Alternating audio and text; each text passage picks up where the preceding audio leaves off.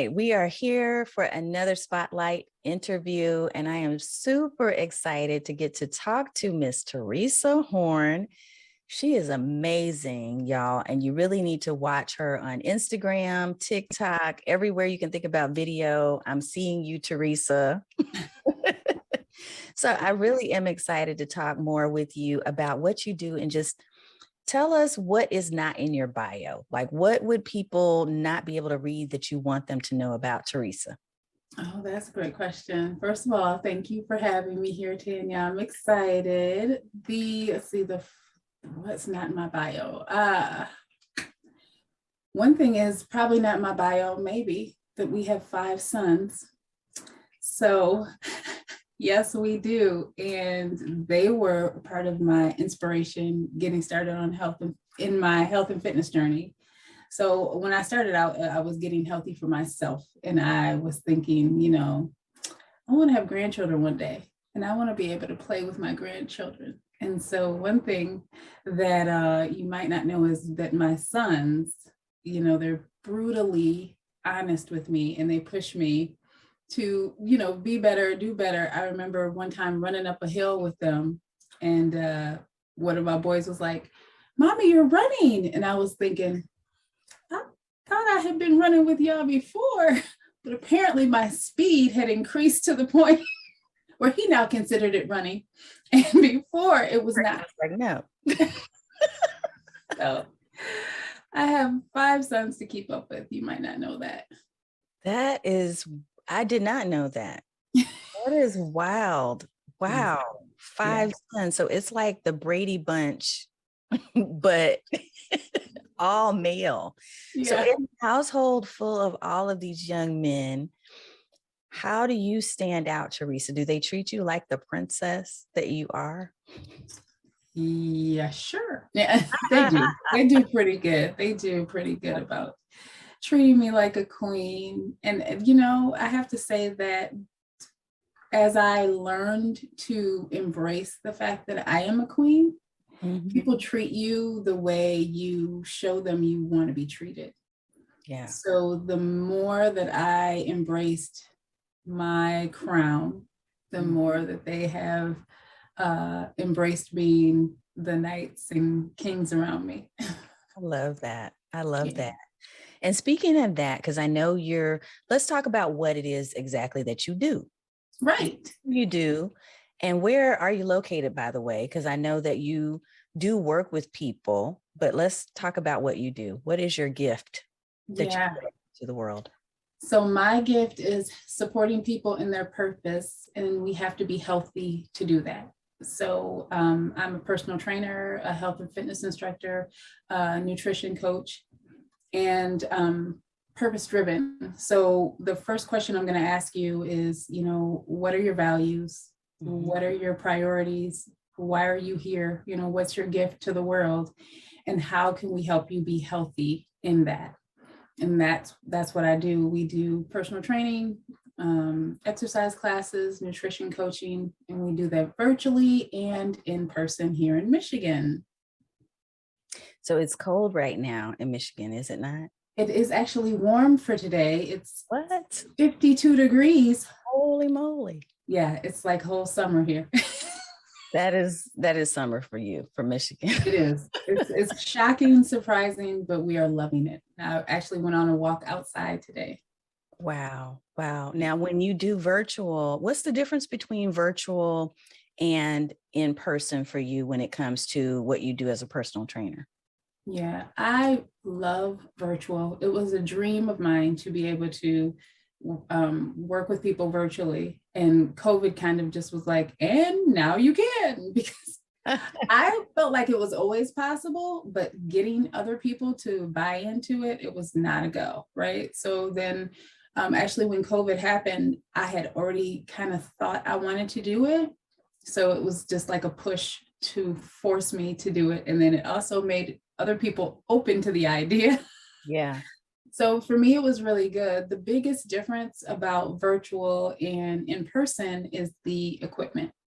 I have a squat rack in our home gym. So, most people don't have that at their home, and they don't have me there to spot them. So I've got some other equipment like a TRX, just equipment that's mounted. I have a heavy bag. So I have different equipment when you're here with me in the gym. And that's really the only difference. Okay. Yeah. So is there, when you do virtual work, first of all, when you started doing virtual, I'm assuming you were using video, you were using the camera. What got you comfortable being on video to do this type of work? Because it sounds like you were excited about the idea, but you were trying to convince other people. But what did you have to invest in? What did you have to change to move into that space? Yeah, I am invested in Zoom. I invested in lights. I invested in, what else did I have to do? A better computer.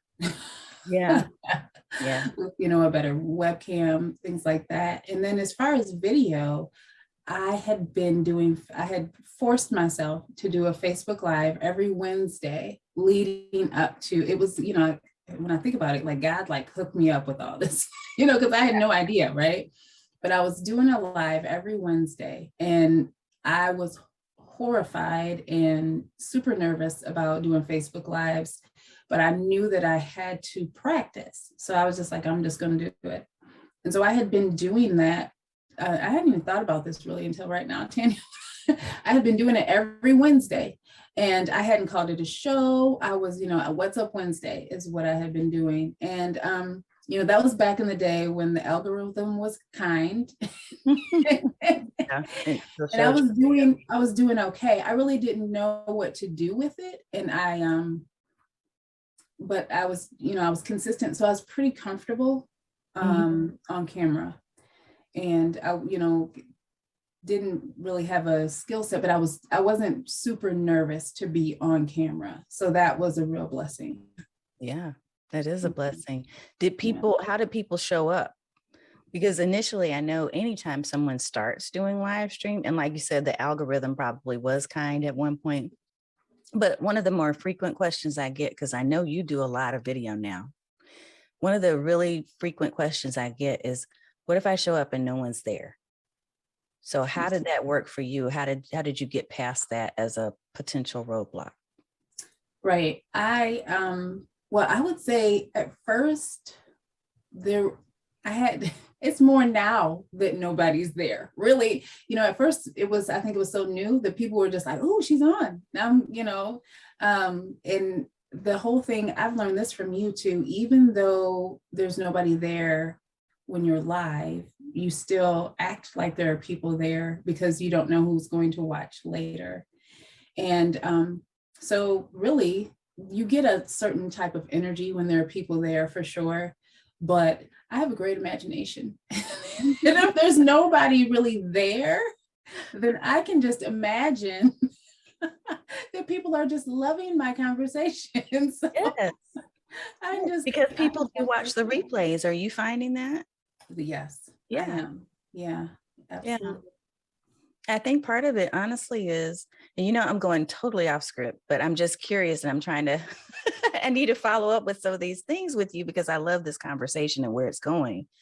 But I think one of the things is that a lot more people are doing video.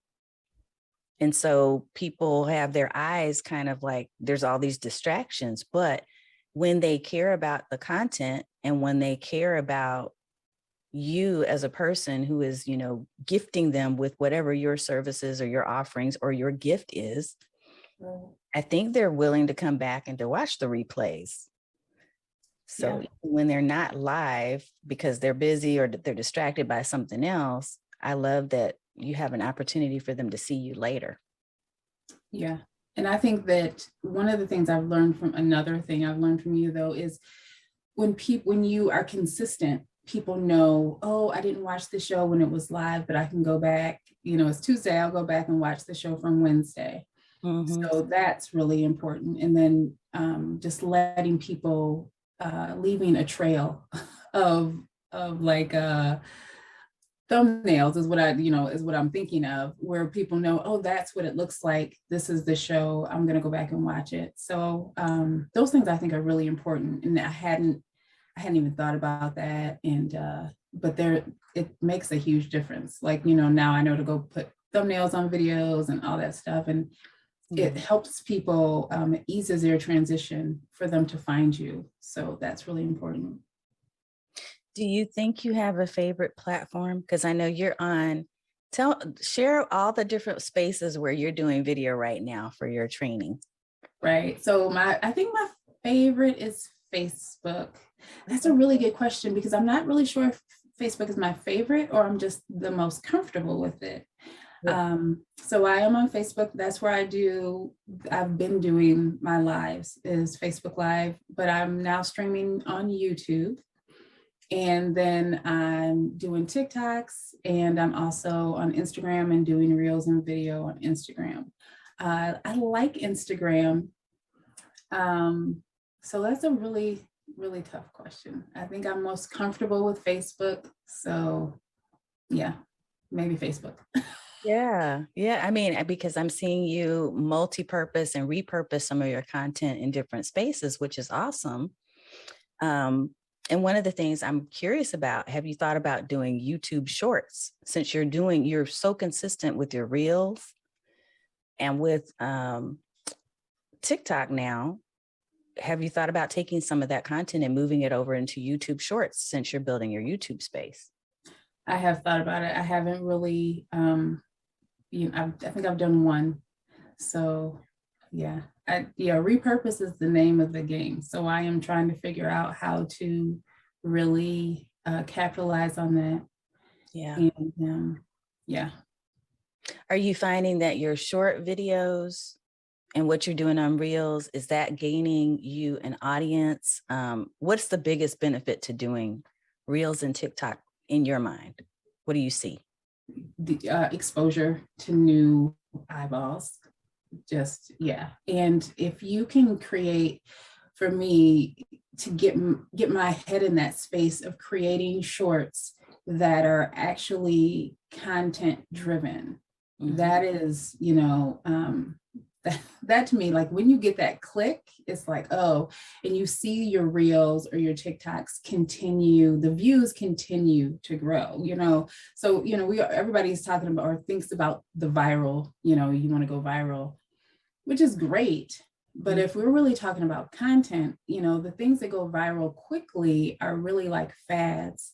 So I want a reel that is educational, that somebody, when they have a problem, they're going to go search that, and it's going to come up for them again and again and again and again. So when, that's where I'm trying to get those content that people are, people that need me, I want them to be able to find me with a reel.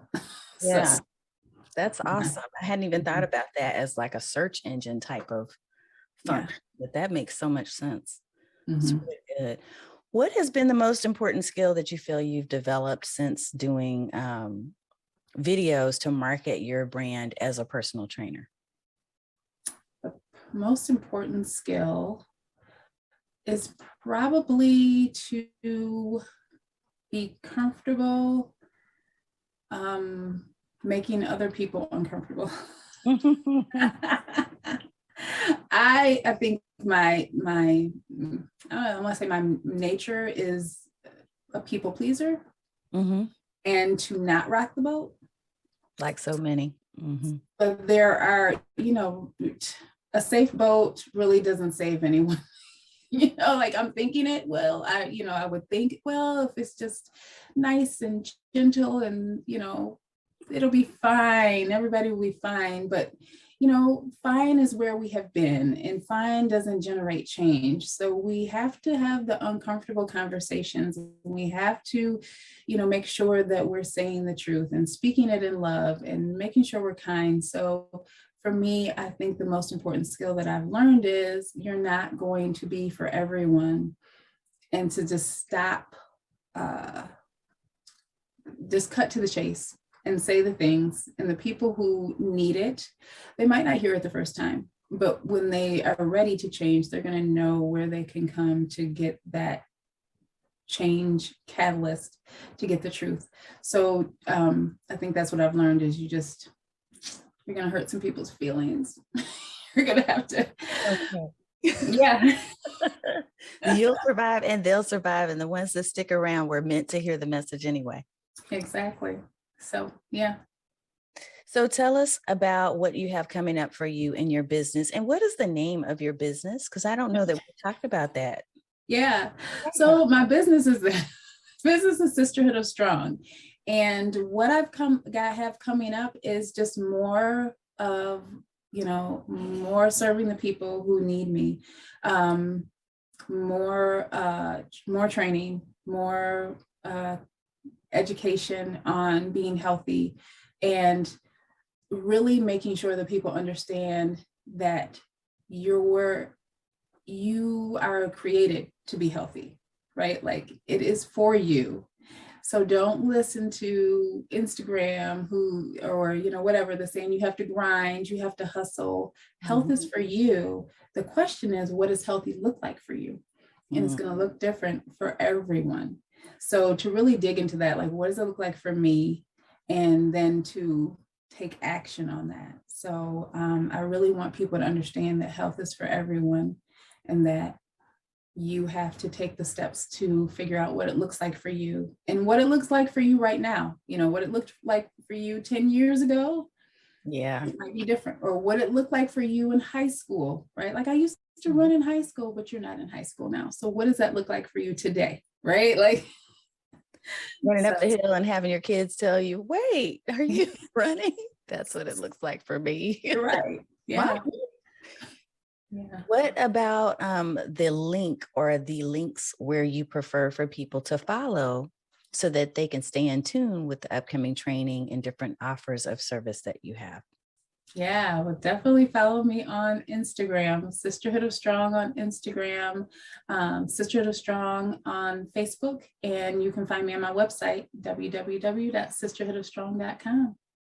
Awesome, awesome, awesome. Well, I'm looking forward to seeing what you have coming up, and I probably need to be following some of those videos and partaking in some of the exercises. I would love to get you in a class. That would be so fun. I think I am. Seriously. I'm not even joking at all, because I need to work on some things. So very excited about that. And I'm so thrilled that we get to be in a community and part of each other's journey.